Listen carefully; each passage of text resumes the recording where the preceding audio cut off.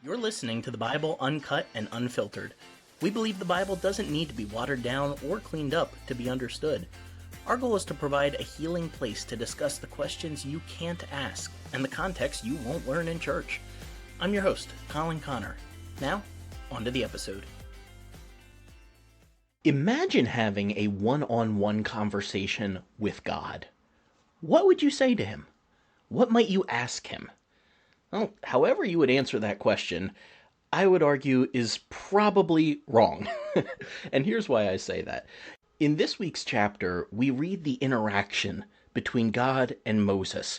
And Moses' response to God's appearance is not to ask some questions about the nature of the universe or the reasons for his existence or why bad things happen to good people. No, he actually seeks out proof that this is real. And I think that's what most of us would do too. It's so easy to read these stories and think that it was just normal for God to speak to anybody in this time in history. But this chapter shows that's not really the case. And just like we would do if God suddenly appeared to us, Moses probes deeper to make for 100% sure that what is going on is real. And you might just be surprised by God's response to him, particularly if you've heard in church that Moses' questions to God were disrespectful or untrusting. We're going to challenge that assumption this week. We're also going to challenge the assumption that Moses had a stutter. That very well may not be the case. And there are a surprising number of first-time appearances in the Bible that we get in this chapter for themes that will show up later. So this is a really interesting chapter with one of the weirdest and wackiest passages in the entirety of the Bible closing out this chapter. So I'm really excited for this. I hope you are too. Let's read Exodus chapter 4, Uncut and Unfiltered. Let's start off with the first 9 verses here. Moses answered and said, I know I just said we're going to read the first 9 verses, but I have to point this out. Whenever you have something like that, whenever you have a sentence beginning with and, that suggests that it is coming after something else that is important. We're breaking this series up mostly by chapters because it just makes it easier. I mean, who would want to listen to hours upon hours upon hours of doing like the first 15 chapters of Exodus all in one sitting? I don't even think I could record that in one sitting. But remember, there were not originally chapter and verse divisions, so this is a continuation of the previous chapter. It's all one big story. So I kind of hate jumping into the middle here, but if you're not familiar with what happened before this, go back and check out last week's episode where we talk about God's introducing himself. And recall as well, this is the first time in somewhere around 400-ish years that God has appeared to someone in the biblical story. So this is a really big deal. Okay, back to chapter 4. Moses answered and said, "But look, they are not going to believe me or listen to my voice, because they're going to say, 'Yahweh didn't appear to you.'" And Yahweh said to him, "What's that in your hand?" And he said, "A rod." And he said, "Cast it on the ground." So he cast it on the ground, and it became a serpent, and Moses fled from before it. And Yahweh said to Moses, "Stretch out your hand, take it by the tail." And he put forth his hand and caught it, and it became a rod in his hand again, so that they may believe that Yahweh, God of their fathers, the God of Abraham, the God of Isaac, the God of Jacob, has appeared to you. And Yahweh said furthermore to him, "Put your hand into your bosom." And he put his hand into his bosom. And when he took it out, look, his hand was leprous, white as snow. And he said, "Put your hand back into your bosom." And he put his hand into his bosom again, and plucked it out of his bosom, and look, it was turned again like the rest of his flesh. And it shall come to pass, if they will not believe you, neither hearken to the voice of the first sign, that they'll believe the voice of the latter sign. And it will come to pass, if they won't believe also these 2 signs, neither listen to your voice, that you will take the water of the river, pour it on the dry land, and the water that you take from the river will become blood on the dry land. All right, what do you think so far? That's a pretty wild way to start the chapter. And this is part of what's so awesome about reading the Bible out loud. Remember, for most of human history, the average person couldn't read, so these texts were made to be read orally.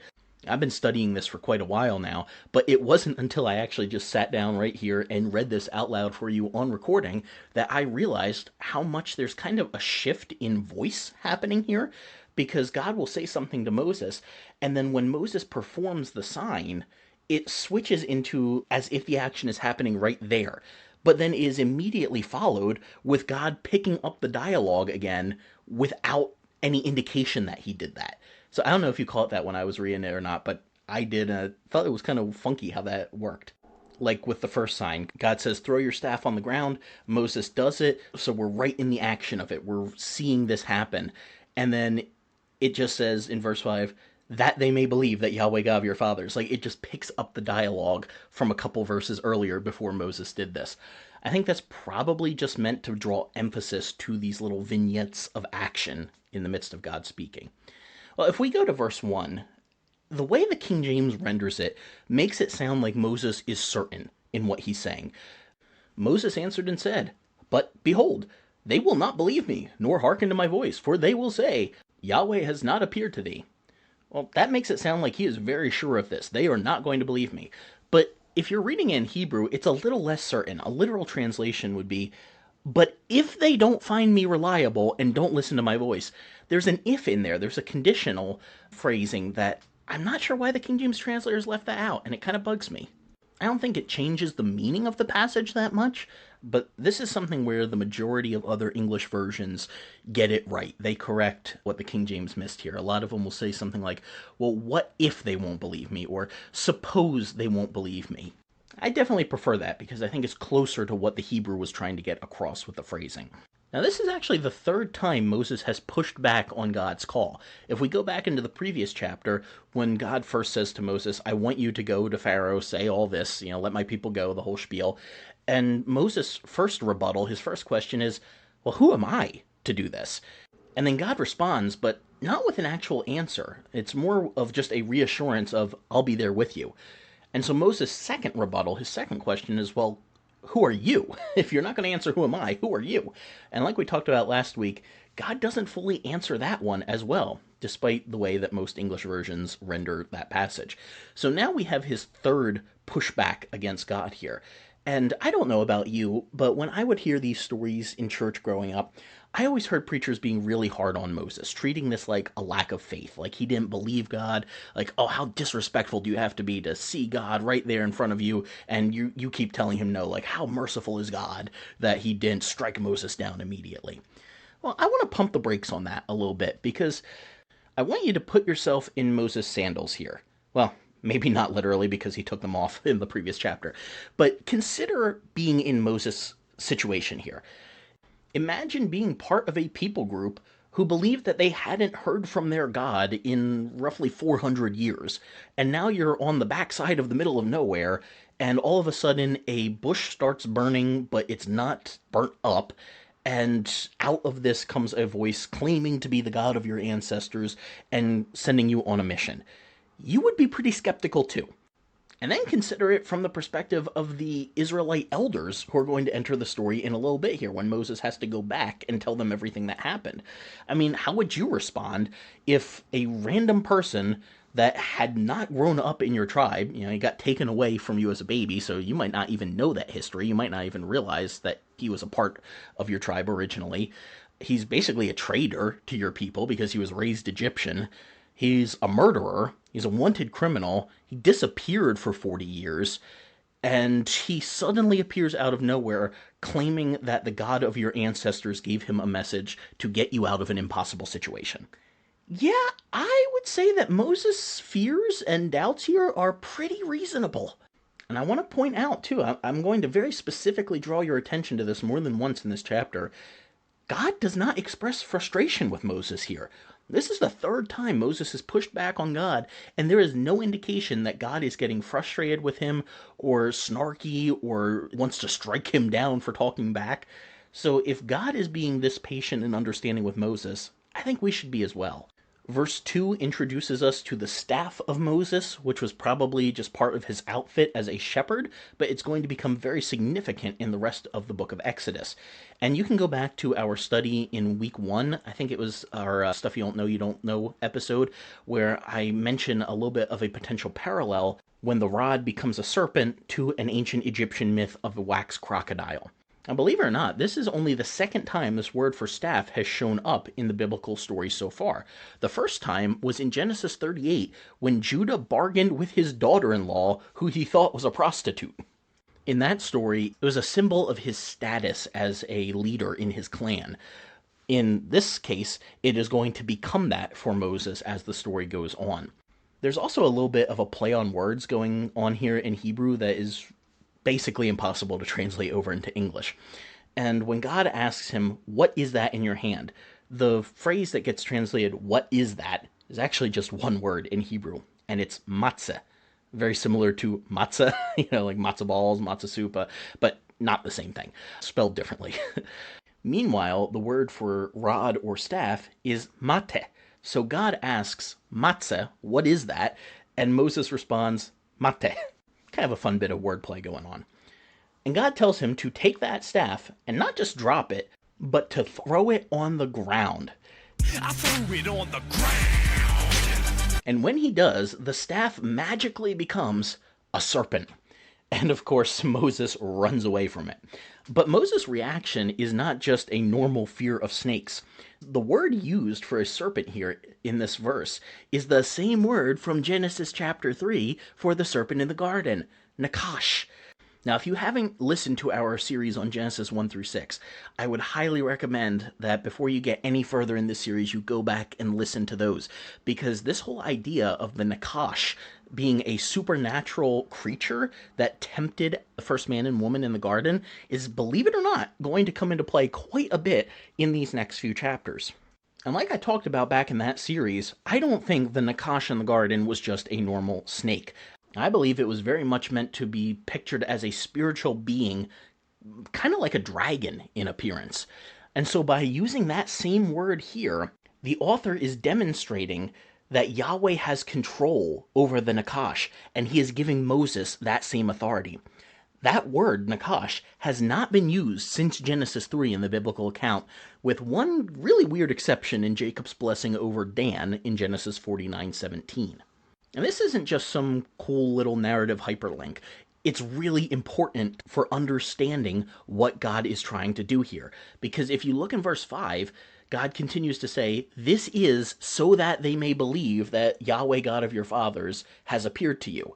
So what happens here with the serpent, with the leprosy, and even with mention of water turning to blood, it is all for the purpose of proving to the Israelites that the being Moses spoke to was truly the God of their ancestors, Yahweh. And if you take that train of thought, it can be a little hard to understand why. Why these signs? Wouldn't there have been easier ways to show I'm the God of Abraham, Isaac, and Jacob? Like, why would you pick a rod turning to a snake, a hand that turns to leprosy, and water turning to blood?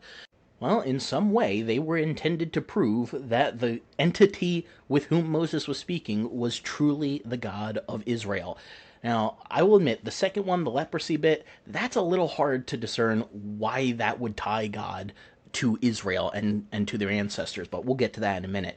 The Nakash one is significantly easier because that is a direct hyperlink back to the beginning of Genesis. This isn't just some cheap parlor trick where God somehow shows his power by turning a rod into a snake. Like, oh, see what I can do? I must be God then. No, he is establishing his identity by tying these actions back to previous ones from hundreds of years before. And I would even argue he is now linking Moses to the promised Nakash crusher from Genesis 3:15. This really becomes apparent when God tells him to pick the serpent up by the tail. Now, I do not like snakes. I will even admit I don't really know a lot about snakes because I just don't like being anywhere near them or reading anything about them. They creep me out. But one thing I do know is that it is not usually smart to grab a snake by the tail. I remember being in Bible college. I lived in the dorms, and we would have devotions every night. Yes, we were in a Bible college. We had chapel every day. Our classes were about the Bible, and they decided we needed to hear really crappy preaching from each other for 20 minutes before going to bed each night. And there was one year we had a kid in the dorm. He was a few fries short of a Happy Meal, but he thought he was all that and the whole Happy Meal plus a 10-piece nugget. So he, for whatever reason, decided to talk about this passage for his devotional, and I couldn't tell you for the life of me what his point was. But he starts talking about Moses interacting with the snake, and he says, "Oh yeah, so, he just does what you do with a snake. You pick it up by the tail, that way it can't bite you." Yeah, I was groaning internally and probably externally as well. That was painful. But you don't want to grab a snake by a tail. If for some reason you feel you need to grab a snake, grab it from right behind the head so that it doesn't bite you. If you grab it by the tail, it's got enough upper body strength to do a crunch and bite you on the arm, okay? So what's going on here? Did the creator of this snake not know the best way to handle one? No. I think God very purposefully told him to grab the snake by the tail because, number one, it showed God's power over not just this serpent, but the Nakash from the garden in keeping it from biting Moses. Now, I'm not necessarily saying this was the exact same spiritual entity from the garden, but I think this word was used in the passage to hyperlink the ideas. Second reason I think that Moses was told to grab the tail is because while the text wants us to think of Moses as potentially being that promised Nakash crusher from Genesis 3:15, it's also cluing us into the fact that he is going to fall a little bit short.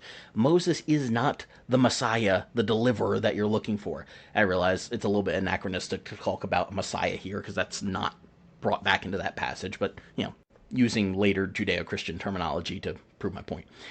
The promised snake crusher from Genesis 3:15 would crush the head of the Nakash, but Moses can only grab the tail. Still, no other character in the story has even been depicted as touching a serpent, whether metaphorically or literally in this case. So, as the biblical story moves further along through human history, we are getting closer to the ideal human who will be able to reunite us all back with God and recreate Eden.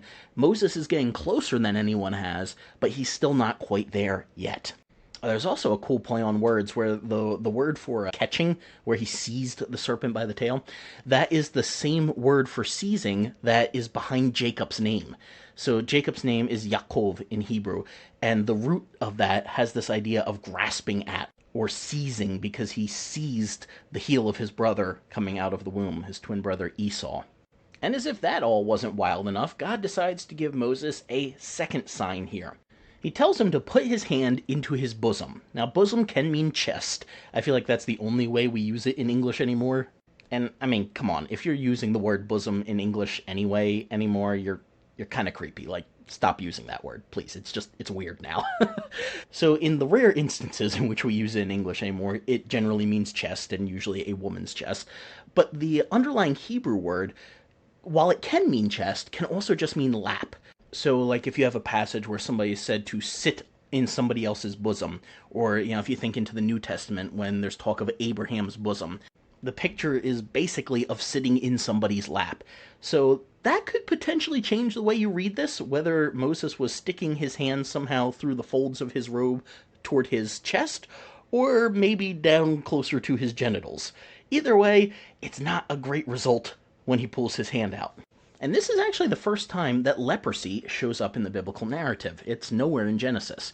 Now, it is likely related to the disease that we call leprosy today, more properly known as Hansen's disease, but it's not really the same thing.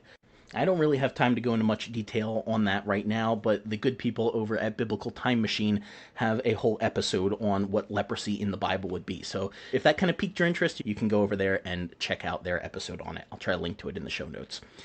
Now, the bigger question is, why leprosy? And I hate to admit it, but I'm just going to be honest with y'all, I don't have a great answer here.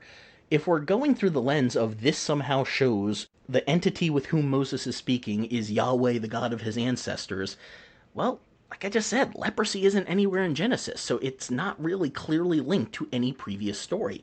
Now, it is linked to future stories. There are plenty of instances of leprosy occurring in the Bible later, and particularly in Numbers 12, when Moses' sister Miriam fights back against him and God strikes her with leprosy, which then leads him to intercede on her behalf, trusting that God could heal the disease just like he did in this case.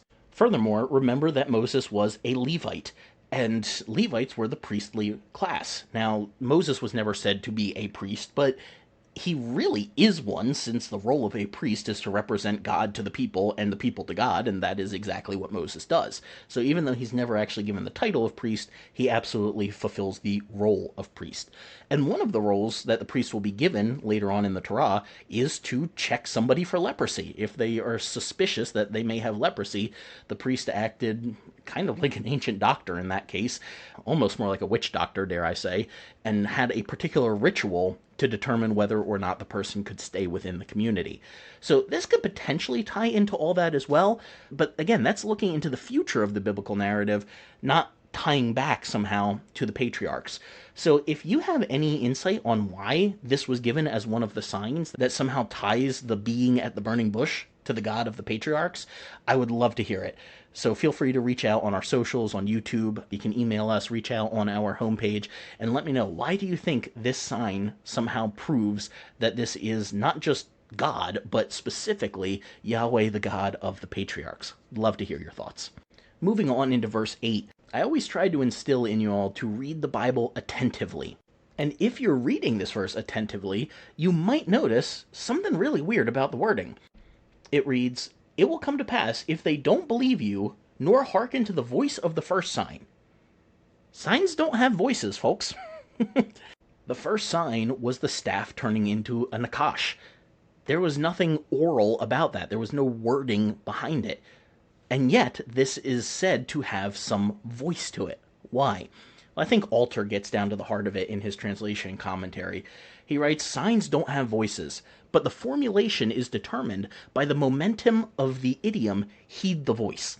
It is a case, as Abraham ibn Ezra observes, when Torah speaks like the language of humankind." So it's basically a form of anthropomorphizing. Verse 9 is really fascinating to me, and it's so easy to miss, but I believe it is actually one of the most significant verses in the Bible when it comes to the questions of theology, specifically sovereignty and free will. Let me show you what I mean. In verse 8, God says to Moses that if the people don't listen to the voice of the first sign, they're going to believe the voice of the second sign. And it will come to pass, this is verse 9 now, if they don't believe these two signs, nor listen to your voice, you will take, and then he gives instruction for the third sign with the water turning to blood. Do you see the conundrum this verse presents? It's okay if you don't, it's really easy to miss. Verse 8 very clearly has God saying that if the people are not convinced by the first sign of the staff turning into a serpent, that they will believe the voice of the latter sign of the hand turning leprous. But then verse 9 comes along and says, if they don't believe those two, here's a third one. So we have God saying, if the people aren't convinced by the first sign, they will be by the second sign. Oh, and you know what? If they're not convinced by that one, here's a third one. You see what I'm talking about now? There's a lot of language in this interaction about God's knowing the future. But this verse, I believe, clearly indicates that God neither determines the future nor knows a one single determined future for all of human history. I believe this clearly indicates there are multiple possible futures. Because if there is only one way that anything can go, if God has determined history, if his sovereignty dominates over our free will, as you will hear in many Calvinist circles, and they might not use that exact terminology, but that's what they're saying, is they emphasize God's sovereignty over free will. They're suggesting many times that he has determined the future, that there's no way of getting out of what God wants to have happen. And yet here, he says, this is what's going to happen. But if that doesn't happen, here's what's going to happen instead. Now, this is not an episode on Calvinism, and there are plenty of good Christians out there who lean into Calvinist circles. They are my spiritual family as well. I'm not trying to say they're heretics or not going to heaven, but I do severely disagree with their theology in terms of how God interacts with human history. And honestly, I think a lot of times Christians just get caught up in these debates about God's sovereignty or how much of life is attributable to his control versus our free will. There is definitely some benefit to considering the power of God over direct situations, but I believe that verses like this firmly suggest there is no fixed timeline of events for human history. You might disagree with me, and that's fine, but I think that verses like this show a Molinist reading of Scripture is more helpful than a Calvinist or even an Arminian reading. I realize many people are probably not familiar with Molinism. It's a theological system named after Louis de Molina, or Louis de Molina, however you would pronounce his name. I'm not 100% sure. But the general idea is that God's sovereignty can best be explained through the lens of his foreknowledge. And it's that if God can know as much as there is to possibly know, he doesn't know the one single future of what's going to happen, but rather he knows all of the possible futures. And, if you take path A, he knows all of the possibilities of what can happen from that. If you take path B, he knows all the possible futures of what can happen from that. But he doesn't necessarily know which one you are going to take until you do it. I've often used the illustration of Doctor Strange from Infinity War, where he's meditating and trying to see all these different possible futures. And after several million, I think it was like 14 million different futures that he foresaw, he found only one in which the Avengers would defeat Thanos. I personally see that as helpful for understanding the way God works, that he sees all of the possible futures, and he might even try to work to direct us toward the best possible one where we win in the end, but he does not define this is exactly what is going to happen in the future for really any events. He leaves it open to our decisions. Obviously, not everyone is going to be as convinced by that as I am, but I have found it helpful. And I'd love to hear from you if you also think it's helpful or if you have some pushback on that theology. I do have two other really quick notes here on this verse that we have to get to before we do a quick break. The first is a hyperlink back, and the second is a hyperlink forward. The hyperlink back is when God at the end of the verse tells Moses that you will pour the water of the river on the dry land. That word for dry land there, if you're using a version that has italics like the King James, you might notice that land is italicized. And if you listen to our Genesis 1 through 6 series, you might remember we talked about that there as well, because the same word shows up when the dry land appears out of the water in Genesis 1. Furthermore, the word for pouring is the same word that gets used for shedding blood in Genesis. So just like when a character kills another in Genesis, their blood is shed, is poured out on the ground, so now Moses will pour out water that will become blood when it touches the ground. Pretty cool imagery. That's the hyperlink back. The hyperlink forward is one that you may have already guessed. This sign foreshadows the first plague. This is not the first plague where the river turns to blood. This is a foreshadowing of it, because this is just a little sample where Moses pours water from the river onto dry land. So it's not actually the full sign where the whole river turns to blood yet. We'll talk about this more when we actually get to the 10 plagues, but this is an example of decreation imagery. In Genesis 1 through 2, Yahweh brought order into chaos through creation. And one of the ways he did that was by pulling dry land up from the midst of the waters. Now he's telling Moses to pour water back onto the dry land. Again, the same word from Genesis 1. So it's a complete inversion of what happened in the first chapter of Genesis. In Genesis 1, God pulls dry land out of water. In Exodus 4, God tells Moses to take water and pour it on the dry land. This is something the biblical authors will do frequently, especially in the Tanakh, but a little bit in the New Testament as well, where they will use decreation language. They will flip the language of Genesis 1 through 3 on its head to show an inversion of that storyline, that we are regressing backwards through creation instead of moving forwards in creation. Pharaoh lived a life of chaos, just like the world was chaotic back before God created. So his actions furthered this spirit of decreation as he mistreated the people under his rule. So God is now giving him the natural result of his choices in a very graphic physical display right in front of him. The Bible ain't boring, kids. All right, let's take a quick break, and we'll pick back up in verse 10.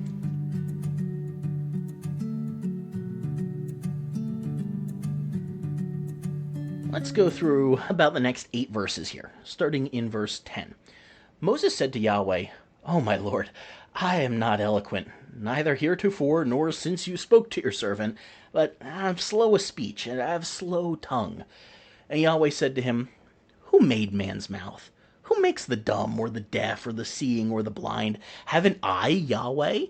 Now, go, and I will be with your mouth, and I will teach you what you shall say." And he said, "Oh, my lord, send, I pray you, by the hand of him whom you'll send."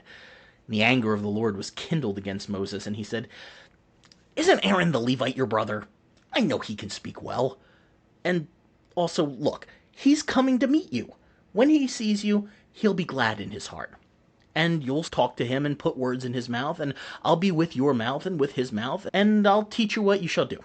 And he'll be your spokesman to the people, and even he shall be to you instead of a mouth, and you'll be to him instead of God. And you will take this rod in your hand, and with it you will do signs." All right, we'll pause there for the time being and hop back to verse 10. If you're following along in, well, just about any English Bible, there's a few exceptions, but the majority of them, you may notice that the two words for Lord in this verse are slightly different. There's a tradition in many English Bibles of capitalizing all the letters of Lord when it is God's name, Yahweh. So if you ever see a Lord that looks a little bit different than the rest of the text, and you look closer, you might notice it's capital L, capital O, capital R, capital D. That is the translators signaling to you this is the divine name. This is Yahweh. But just a couple words later, you have Lord that is just capital L, then lowercase o, lowercase r, lowercase d. That is a different word. That is the Hebrew word Adonai. That means master.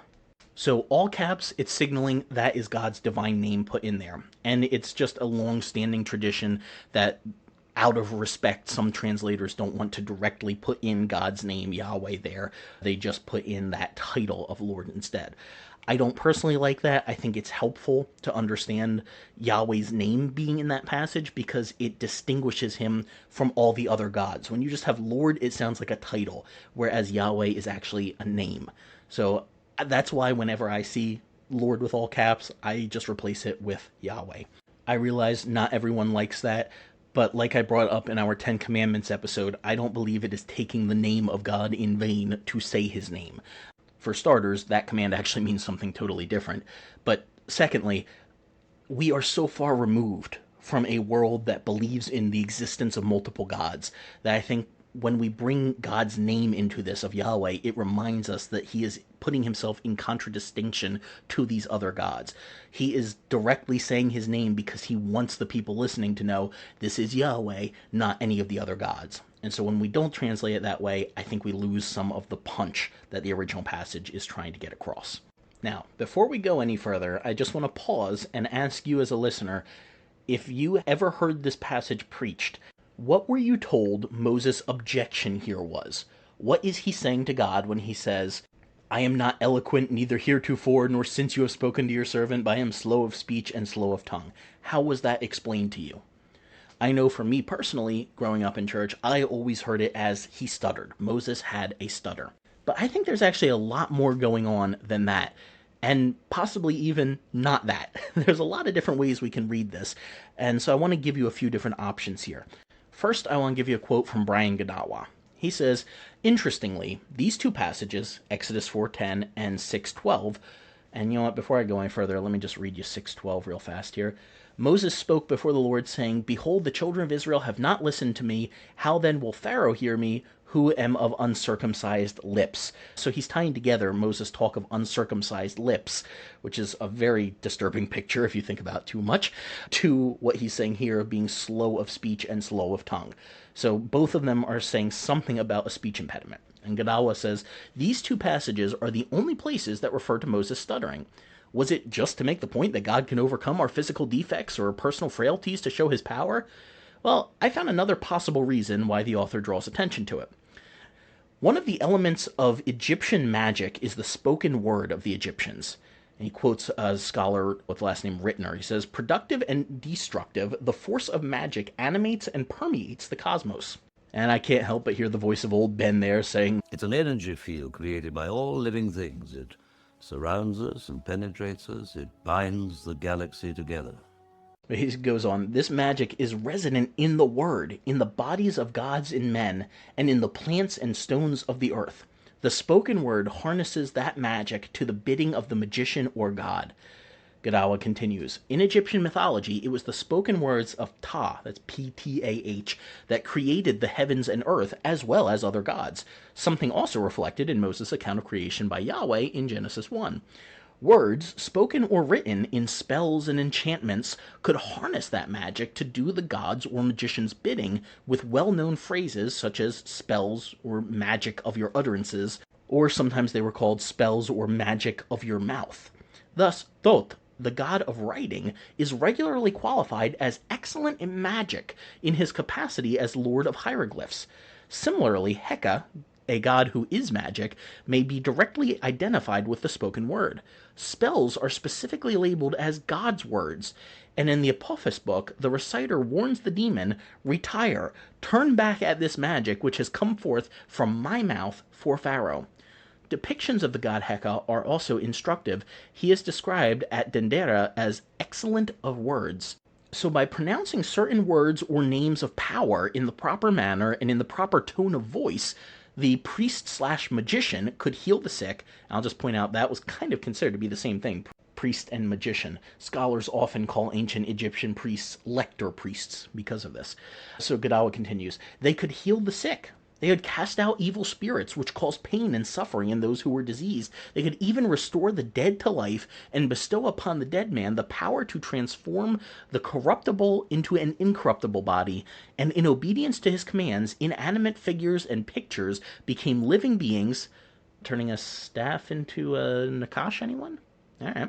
And things that hastened to perform his behests. The powers of nature acknowledged his might, and wind and rain, storm and tempest, river and sea, and disease and death worked evil and ruin upon his foes. The claims of the power of words used by magician priests are all things Yahweh would ultimately perform in the story of Moses' confrontation with Pharaoh and his magicians. It was to be miracle versus magic. Moses was raised in the court of Pharaoh and knew the magicians and their power. Regardless of how real or unreal the modern reader may think of that power, Moses thought he didn't have what it took to face them. His stuttering would be impotent words compared to their eloquent and powerful words of magic. But Yahweh's response, "I will be with your mouth," confirms that what Moses was about to say and do was not magic, but rather the words and power of God himself, a power that would eat the magician snakes for lunch. End quote. I think Gadawa could be onto something here, where Moses' concerns weren't just about not being a good public speaker, but he might have been saying, hey, I kind of flunked out of magic spells class. I guess he said Leviosa instead of Leviosa, and Hermione would not at all be happy with him. So I think there's definitely something to that. There could also be a potential connection with the Greek myth of Battus, specifically Battus I, who ruled over Cyrene for, get this, 40 years, just like Moses led Israel for 40 years, but Battus also tried to escape his calling due to a stutter. Okay, now that I've pointed out those two possible connections, magic and Greek mythology, now I kind of want to tear all that down, because that's what I do, right? I lead you down one rabbit hole until we get to the end of it, take you back, down through another, and say, okay, that didn't get us anywhere either, let's go to this next one. If we very carefully read this verse, Moses is actually never said to stutter. You can go back, you can reread this, you can read the other verse that Gadawa mentioned in chapter 6, verse 12. You can read from Genesis to Revelation. You will never find a passage that says Moses stuttered. Rather, he says, I am not eloquent, neither heretofore nor since you have spoken to your servant, but I am slow of speech and slow of tongue. That wording definitely implies some sort of a speech impediment, but it doesn't have to be a stutter. We assume it because we've heard it mentioned so many times, but it doesn't have to be that. I think part of the problem, too, may just be the old King James wording that we're dealing with here. I mean, who talks like that, right? So a more literal translation of what Moses said would be, I am not a man of words, not yesterday, or the day before yesterday, or since you spoke to your servant, because I am weighty of mouth and weighty of tongue. So what exactly does that mean? Well, we're not sure. It could be any number of things. Some have suggested that Moses maybe forgot the Egyptian language enough to speak it well to Pharaoh. But personally, I think that seems pretty unlikely, since Aaron was also Moses' spokesperson to the Israelites. Now, maybe he didn't know Hebrew either, but at that point, why was Aaron called a spokesperson or a man of words instead of an interpreter? There are other words that could have been used if we were trying to get across the point that he was an interpreter. And furthermore, if Moses spoke Egyptian for 40 years of his life, and it was the first 40 years of his life, it doesn't seem likely that he would forget that. Usually, someone who speaks a language for that long, and it is the language that they grew up with, they don't forget it. John Calvin and others have suggested that Moses was just being too modest. And I mean, I kind of heard this a little bit growing up. I remember someone teaching this passage, and of course, they were reading King James because we were in King James only circles. And I said, "Who talks like this if they have a speech impediment? I am not eloquent, neither heretofore nor since you spoke to your servant, but I am slow of speech and slow of tongue." Like, no one with a speech impediment says that. And I get what they're saying. It is possible that Moses is given this eloquence here in this verse to contrast with what he's saying. But I think you could also read it as his actually struggling with language, because you could read it confidently, or you could read it with some hesitance. I am not a man of words. Not yesterday, not the day before yesterday, not even since you spoke to your servant. I am weighty of mouth and weighty of tongue. Right? So I don't think that he's just being modest here. I think he's actually describing some sort of speech impediment that he has. Now, you may have noticed I translated the words weighty instead of slow, and there's good reason for that. It's because the word doesn't mean slow. Now, if you have something that is weighing you down, it's going to slow you down, so that's where the King James got that from. But it's the word for something that is heavy. It's kavod in Hebrew, and it's the same word that is going to be used occasionally to describe Pharaoh having a heavy heart. So I think this is a direct contrast to what is going to be said of Pharaoh, even just a little further into this chapter. It also parallels possibly with Jacob's quote-unquote heavy eyesight mentioned in Genesis 48:10. That means he was going blind. And God's not having a deaf ear in Isaiah 59:1. Literally not having a heavy ear. So meaning he's not deaf. He can actually hear what you're saying. Whatever you believe Moses' speech impediment may have been, I find it fascinating that God is actually the one who stammers in this passage, not Moses. This doesn't really carry over into English, but in Hebrew, and this is similar to Spanish and many other languages, you can have the personal pronoun, the subject, built into the verb. So like in English, I can't just say ran to the store. We don't know who ran to the store. I have to say I ran to the store, you ran to the store, he, she, it, ran to the store, whatever. But many other languages have that personal pronoun built into the verb itself. Like in Spanish, for instance, I could say como, which means I eat. And it's going to change depending on who the person is. The verb doesn't stay exactly the same if I change it to you eat. It would be comes at that point. Now, Spanish does tend to use the personal pronoun a bit more, like I'd say yo como or tú comes. But you don't have to have that in Hebrew. You can just have the verb with the assumed pronoun built into it. But there are certain times when, for emphasis, the author will include the personal pronoun as well. And that happens a time or two here in this chapter, where God says, I will do this. So you have the personal pronoun, and then you have the verb with the pronoun built into it. So it's like God is actually the one who's stammering when he says, I will do this for you. Verse 11 really deserves its own episode. I wish I could take more time on it, but let's just see what we can pull out of it really quickly here. Yahweh responds to Moses, "Who made a human's mouth? Or who makes the dumb?" And when it's dumb there, that doesn't mean dumb like we use in English today, like Dumb and Dumber. It's an older Elizabethan English for mute, someone who can't speak. So who made the mute, or the deaf, or the seeing, or the blind? Haven't I, Yahweh? Now, that raises some massive theological questions that the author is not the least bit interested in touching on. He pulls the pin on the grenade, drops it, and walks away. But it does raise a serious question that I think really deserves some thought. If God created people who are differently abled to be that way, what does that say about him and about them? Our society is built around what it considers to be quote unquote normal, what the majority of people are able to do. And you don't really realize that until something happens that puts you in the category of not able to do quote unquote normal. You don't realize just how difficult it is to get around if you're blind or deaf or unable to speak or have difficulty getting around, maybe you have a limp or whatever it may be. We don't think about how much that affects a person in day-to-day life until it happens to us. And it's really easy to subconsciously, I'd say even unintentionally, look down on differently abled people as other. It seems weird to us. We're not used to living like that.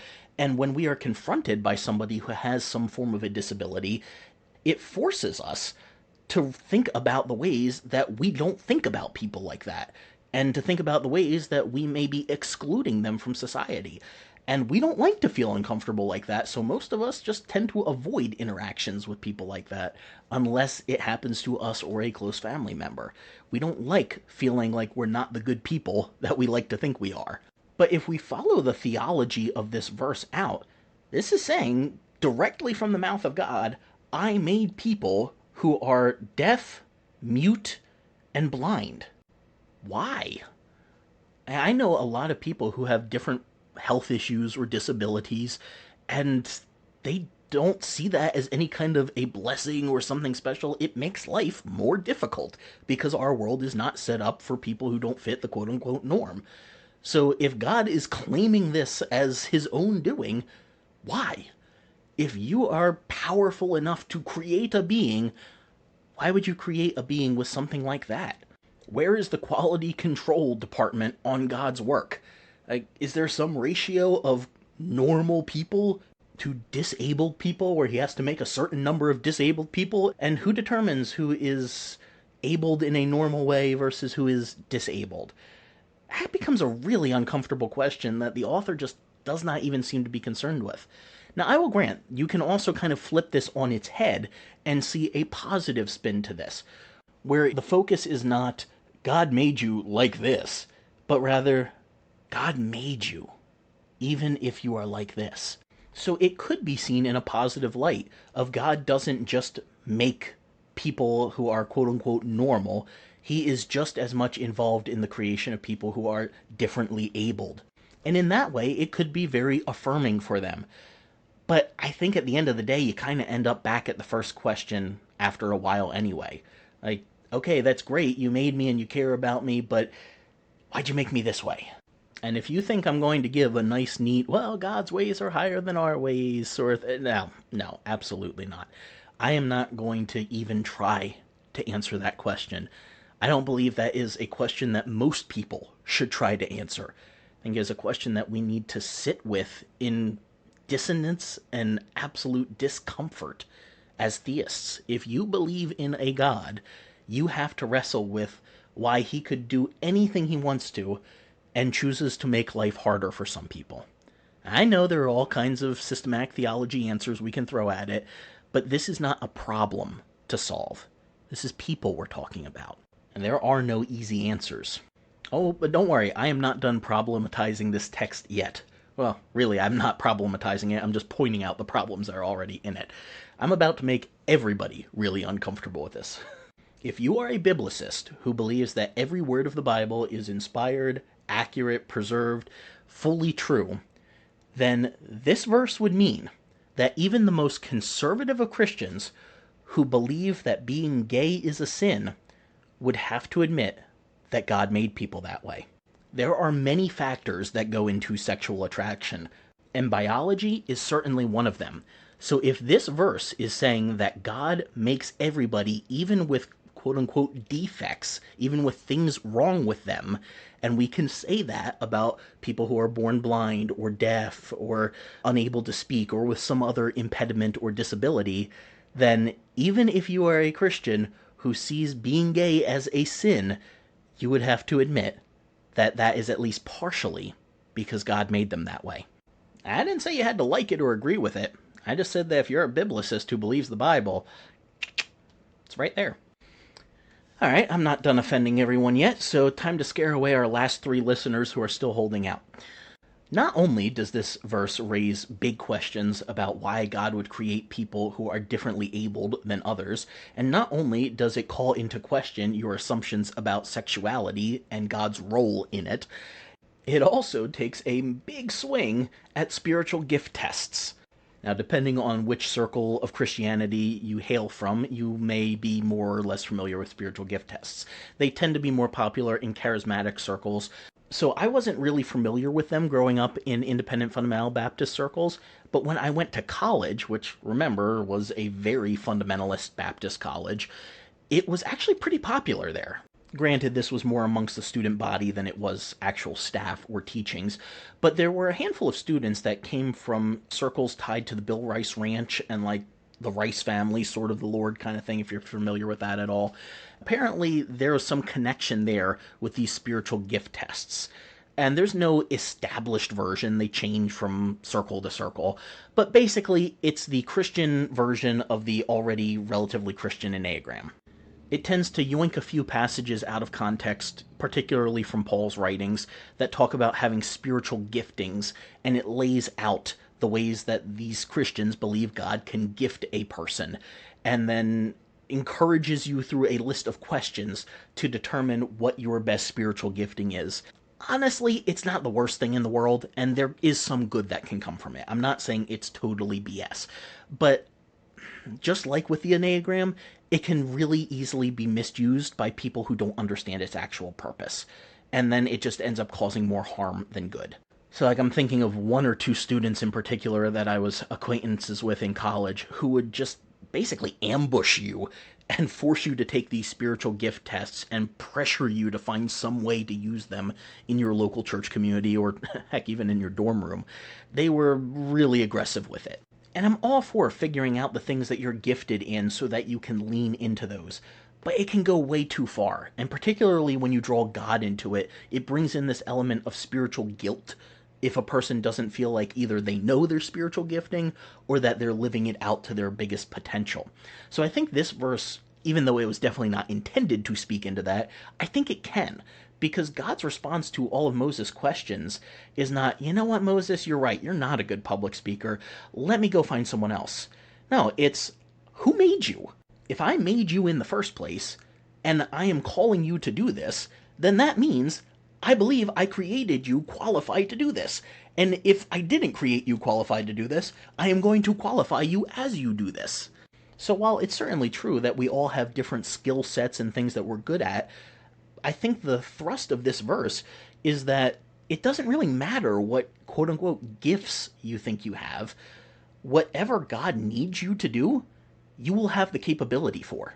And just like with the Enneagram, or even like the Myers-Briggs personality test kind of thing, yeah, you have the people who say, oh, I'm a 1, or oh, they're definitely a 4, kind of thing. It's like this whole other language that people speak sometimes that get really deep into the weeds with this. But just like with those, a lot of times you can be a mix of them. You can be partially a 1 and a 3, or lean a little INFJ here, or INFP there, whatever terminology you want to use. Similarly, the Bible never says, oh yeah, I gave one spiritual gift to every person. God will equip you with what you need for the task. And getting too deep into the weeds of trying to determine what exactly your one gifting is, I think it just misses the point when God can gift you however he desires for the task ahead of you. Alright, one more weird thing to draw attention to in this verse before we move on is that there's an odd man out in God's response to Moses. He says, who made the mute, the deaf, the seeing, or the blind? Generally, mute, deaf, and blind are considered to be negatives or abnormal, differently abled. It's not what is quote unquote the norm. Seeing, however, is the norm. That is a positive. So why in this list of negatives, mute, deaf, blind, do we have seeing thrown in there? Well, this is another instance where I'm just going to be fully honest with you and say, I don't know. I tried to track down this rabbit hole as far as I could go. I couldn't really find people talking about it. I was searching academic journals, commentaries, everything I could find, and there's not really much written on this. There's not really a theory. There's a couple of people who draw attention to the fact that, this feels out of place, and maybe it's a later edition or something like that, but it just doesn't really seem to make sense there. So I don't have a great answer for its inclusion. I will point out that the word literally means to open. It's not the normal verb for seeing. So I think that could clue us into the fact that there's something going on with this word. I just haven't figured out what yet. So it can be used in the rest of Scripture to refer to sight or hearing. So since it means to open, it can be open sight, which means you can see, you're not blind, or it can be open hearing, which means you can hear, you're not deaf. So it's definitely playing in between a couple of the words there. But again, it's the only positive in the list, and I don't have a good reason for why. So if you have any thoughts on it, I'd love to hear them. I know we covered a lot right there, so let's take a quick break, come back, and start off again in verse 13.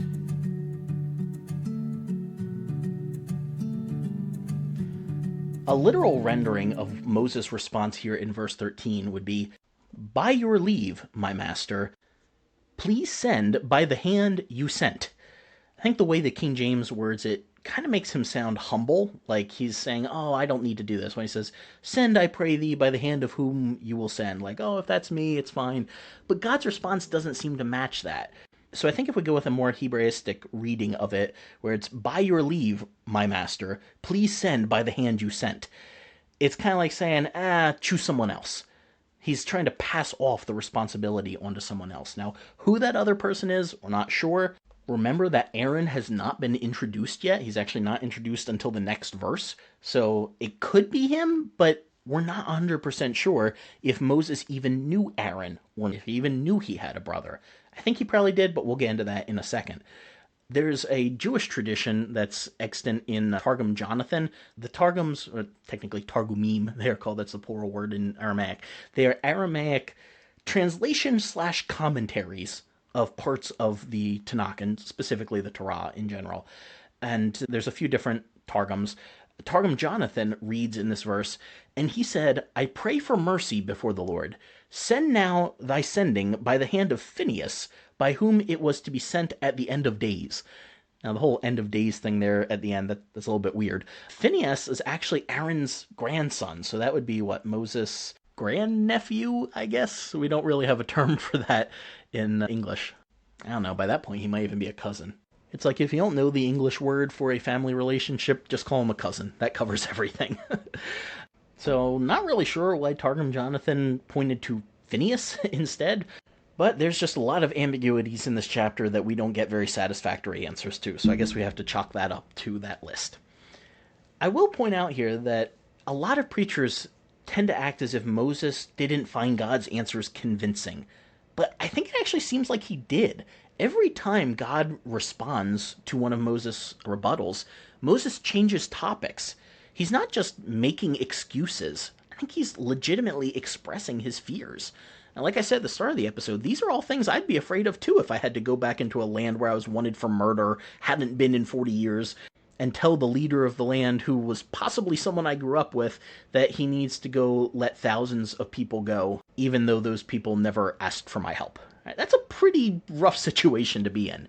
This is the 5th time Moses speaks back against God. And in verse 14, we see that God's anger is kindled against Moses. So it takes 5 objections for God to be angry with him.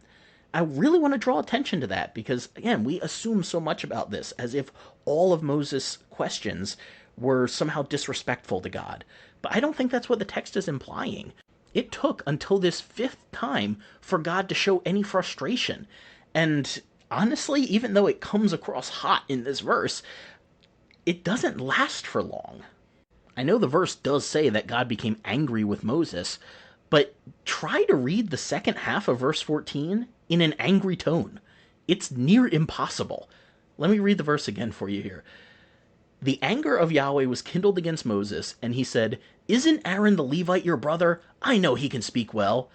And also, behold, he comes forth to meet you, and when he sees you, he will be glad in his heart." You see what I mean? You can't read the second half of that verse angry. It just sounds weird. He's gonna come to meet you. When he sees you, he's gonna be happy to see you. No, it seems that after 2 sentences, God's anger had already dissipated. And since we're talking about God's anger here, I have a little bit of a pop quiz for you. When is the first time in the Bible that God is said to be angry with someone? What do you think? Drop a comment on our socials, YouTube, email. You can put it on the homepage of the website. Let me know, when do you think is the first time, without Google searching, that God was angry with someone in the Bible? Was it Adam and Eve in the garden? Noah and the flood? Tower of Babylon? Sodom and Gomorrah? Any of those? Well, actually, believe it or not, this passage. This is the first time in Scripture God is said to be angry. Nowhere in Genesis is God said to be angry. Literally casts humanity out of the garden, is not said to be angry. Sends a flood that destroys every living creature, is not said to be angry.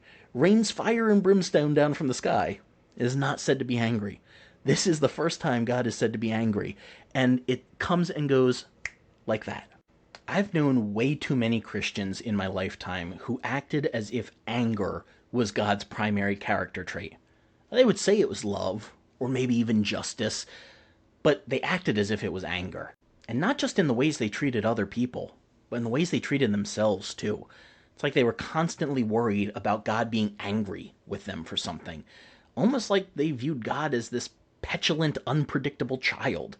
I get it, there are some rough portions of scripture to get through, but overall, if we just look at the biblical narrative, God is not said to be angry nearly as many times as you think he is. And more often than not, it comes and goes really fast. It's like he thinks he has to be angry. It's like he's driven to this response, but then his love wins over, and very quickly he goes, all right, that was a little too far. Let me walk that back. God's anger is always a last resort, and it rarely lasts long. So if you're the kind of person who worries about how God views you and you feel like he's always angry with you, you know you're supposed to see him as loving, but you really just feel like he's constantly ticked off at you for something, I would point you back to this passage. I would show you all of these ways that Moses spoke back directly to the face of God here at this burning bush, and 5 times God patiently walked him through that. He didn't correct him. And even here, when God starts to get a little impatient, he very quickly goes, all right, you know what? Here's another option. I'm not mad at you anymore. I find that quite reassuring. So with that, let's now look at the rest of this verse here, the solution that God provides. He says, isn't Aaron the Levite your brother? Well, this is where we as readers should be going, is he? Like, who is this character? Remember that when the story started, Moses was presented almost like an only child at first. And then we find out relatively quickly, actually, he has an older sister. And it takes until here for us to be told, oh yeah, he has an older brother too. This is the introduction of Aaron into the story. And I think that kind of explains the weird terminology here. Like, why call Aaron a Levite if he is Moses' brother? It feels superfluous for God to say, isn't Aaron the Levite your brother? Like, why not just say, isn't Aaron your brother? If I'm a Levite, that means he's a Levite too, right? But I think it's there for one of two reasons. Either to remind us that they were both Levites, because it's easy to forget that, or, and this is probably more likely, to clue us into why the presence and support of Aaron was so important to Moses. Because the Levites are going to become a key part of the story moving forward, where they represent God to humanity and humanity to God. So Aaron is going to play part of that role, and Moses is going to play part of that role. It's like the two of them together become a whole priest before God. Kind of like you have the two in the garden becoming one, acting as priest and priestess before God. So this is a little bit almost like an Eden picture here. I think there's something funny going on with the description of Aaron as his brother as well, because that word brother comes first in Hebrew. In some of the English versions we have, it's Aaron the Levite is your brother. But actually in Hebrew it would read, isn't your brother Aaron the Levite? Remember back to chapter 2 where we talked about how Moses has this dual identity and he's been cast out from both, where he's kind of living in no man's land. He is neither a Hebrew nor an Egyptian anymore. And he might be wondering, well, who are my family? Who is my brother? Is it an Egyptian? Is it a Hebrew? And so by identifying Aaron as a Levite, it shows that Moses is moving more fully into his Hebrew identity, which is something that's going to be solidified by the end of this chapter.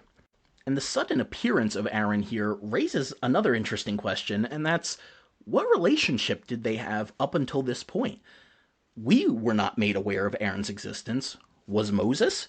We're not 100% sure. God just says, when he sees you, he will be glad. Well, obviously that means he would recognize Moses, but it never says Moses will recognize him. And a little bit later in the chapter, God specifically tells Aaron to go see his brother Moses. And I mean, how many people are going to be walking down from Mount Sinai looking like they had just seen a ghost, right? So it's possible the only reason Aaron would have recognized Moses is maybe God told him, hey, you've got a brother and this is what your brother looks like. Or maybe they did know each other. It's possible they could have sneaked messages back and forth when he was growing up. Or maybe he found some way to communicate while he lived in Midian for 40 years. We have no idea. Alter lends his insight this way. Are we to infer that the brothers had secret contact and hence an established fraternal bond during the years that Moses was growing up as the Egyptian princess's adopted son? Well, the narrative data provided in chapter 2 at least allows the possibility that Moses' family could have found ways to stay in touch with him, and this in turn would explain why he felt a sense of identification with his Hebrew brothers when he witnessed the beating of the Hebrew slave. In any case, Aaron's joy at the brothers' reunion after Moses' years as a fugitive suggests that the two will work together in fraternal unison. End quote. So I think the text probably leans toward the idea that they knew each other and had some sort of history over the last 80 years, but it's hard to define what exactly that would have looked like. More importantly, this introduction of Aaron into the story, I think, puts a little bit of a Cain and Abel flavor into the narrative, because we're starting to see a little bit of a sibling rivalry here where God called Moses to do something, but it's actually Aaron who's going to do part of it, and as we'll see in later chapters, Moses kind of seems to possibly take some of that role back for himself. So we've got this sibling rivalry that is a constant theme throughout Genesis, and it's cropping up a little bit here. What the King James has as "I know that he can speak well," referring to Aaron, is literally "I know that to speak he speaks." It's a very Hebrewistic way of saying he's good at speaking. He can do it better than you can. Now, the presentation of Aaron here is actually more controversial than you might at first think, because while Aaron is a priest for God, his Levite tribe becomes the priestly line in Israel, the Bible doesn't actually tend to paint a very positive portrayal of the Aaronic priesthood. And from the very beginning, it's a concession. Moses was supposed to be the one who went solo as a representative of God to the people and a representative of the people to God. But bringing Aaron into the story is just a concession. He's the second best choice in a way.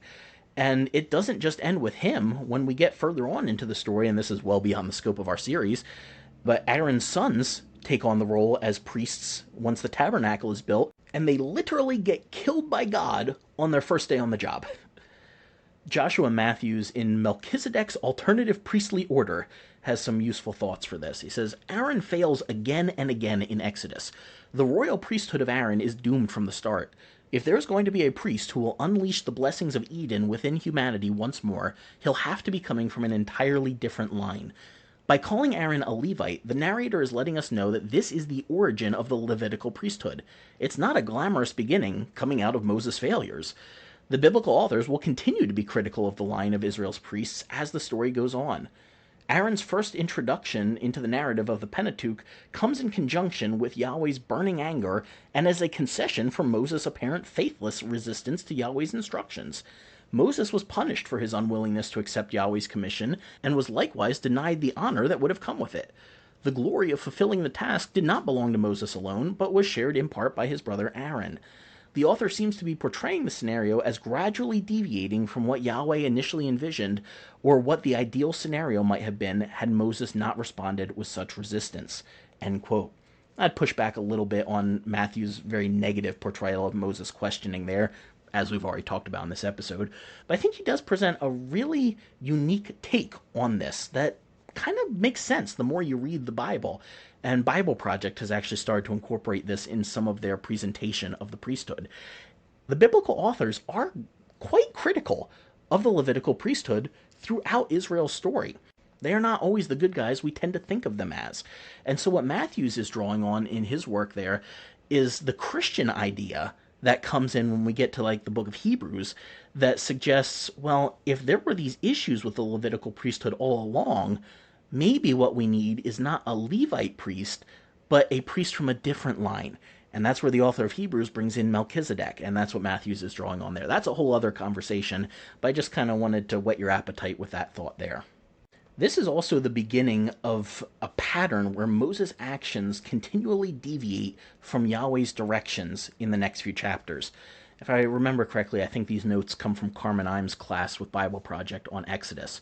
In the next several verses, we see that Moses is told to gather the elders of Israel, and he actually does. But it's downhill from there, because he is told to go to Pharaoh with the elders of Israel, and he doesn't. He goes by himself with Aaron. The elders are not said to be there. Aaron ends up replacing them. Moses and Aaron's words to Pharaoh start to deviate as well. They add to God's words the mention of a feast to Yahweh that he didn't mention, and a threat that Yahweh will bring a plague or sword, which he also didn't mention. Furthermore, on that first encounter, Moses and Aaron don't perform any signs or wonders, resulting in unbelief from Pharaoh, who then increases the brick quota. So from the start, Aaron fails to fulfill his calling as a priest in the way God had dictated, which results in more suffering for the Israelites. And we'll talk about that more when we get to those chapters. In verse 16, God says, "He will be your spokesperson to the people, and he will be to you instead of a mouth, and you'll be to him instead of God." That's really fascinating language. You could literally read it as, "You will be to him to God." This starts a minor theme in Exodus of Moses being compared to Yahweh. God himself says that Moses will be to Aaron in the place of God here. And then in Exodus 7:1, Moses is again said to be like God, this time to Pharaoh. And while I don't believe Scripture is elevating Moses to the level of godhood, I do believe it's giving us a glimpse of someone who lived a life so united with his purpose that Yahweh could be referred to as being represented by this person. They could almost be pictured as one. So I think this even ties back to that idea of Moses as the Nakash crusher from Genesis 3:15, where he doesn't quite fit the bill, but he's getting closer to the ideal that we need. In verse 17, God tells him to take the staff with him by which you will do signs. And I find that language fascinating. By which you will do signs. By this rod, by this staff, you are going to do miracles. That seems to suggest there was some sort of power innate in that staff, or that, at very least, God imbued it with some sort of power that somehow was more significant by the use of a rod rather than just Moses' hands alone. Many Christians believe in an ex nihilo creation, a creation out of nothing, where God started with nothing and just spoke everything into existence. But if you've listened to our series on Genesis 1 through 6, you know that's not actually the picture that Genesis portrays.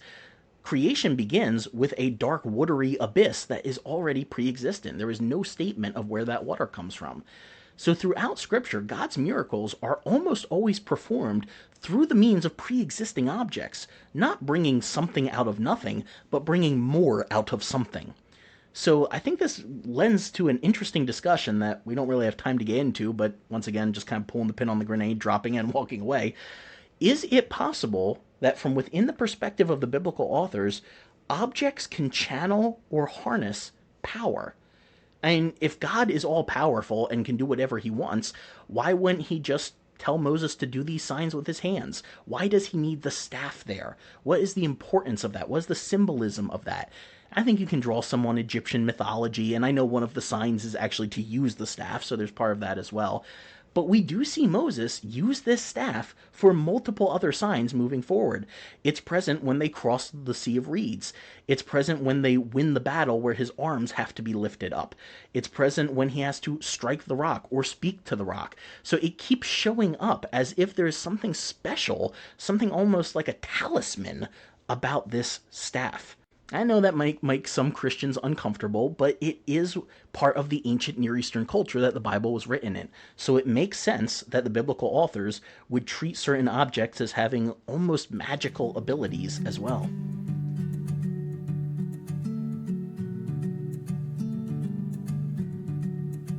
Okay, we are a little more than halfway through the chapter here, and I have quite a few notes for that last section because it is wild.